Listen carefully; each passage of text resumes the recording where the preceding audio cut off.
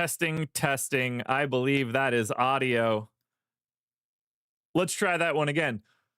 And we are live. Welcome to the NBA Strategy Show. It is Wednesday, May 21st. I am Josh Engleman here to break down the game to start off the Eastern Conference Finals. Knicks, Pacers.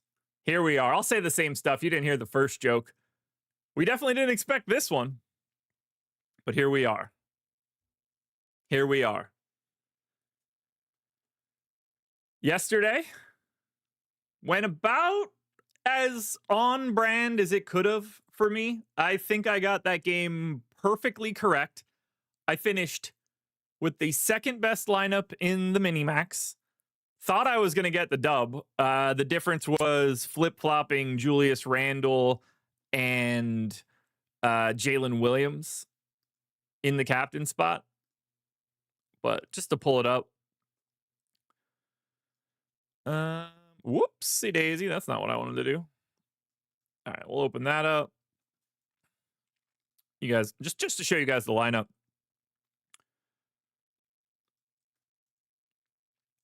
So we have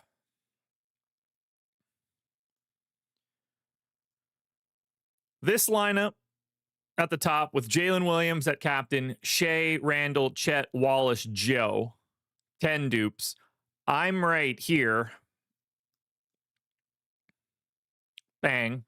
Let's see where is it. Right. Well, here's me with the Randall in the captain spot instead of Jalen Williams. Ended up finishing 2.75 points behind that lineup.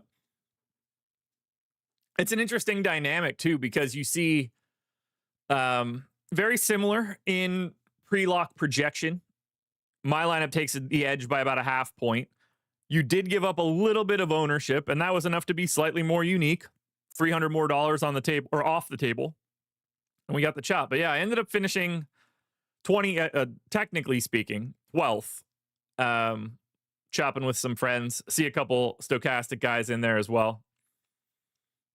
But yeah, very happy with how everything worked for me. I don't worry as much in the showdowns about specific sim ROI, but you know, I was pretty happy to see.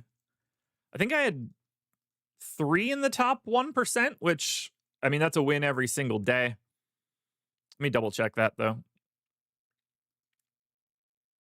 I had 4 in the top 1%. I mean, that's about as good of a performance as you could really hope for.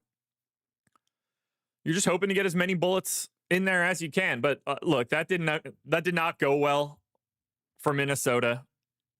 I'm not entirely sure what they're going to be able to do to really crack that code.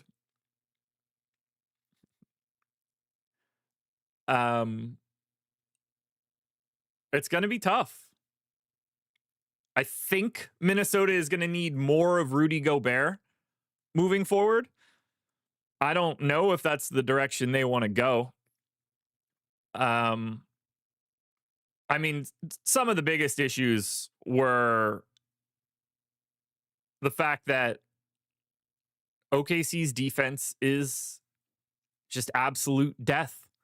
21% turnover rate for Minnesota. It's a 6th percentile outcome. If you're going to cough it up against them, you're done. You're going to have a very difficult time. They clearly were having some trouble making any buckets. Honestly, they got slightly better shots than I was ever expecting. But with the way that OKC closes out on people, it's tough. Minnesota was 5 of 21 on corner threes. Now, I know that probably... Look, like if you can get 21 corner threes up, you probably are okay with it. You know who else was okay with it? Oklahoma City.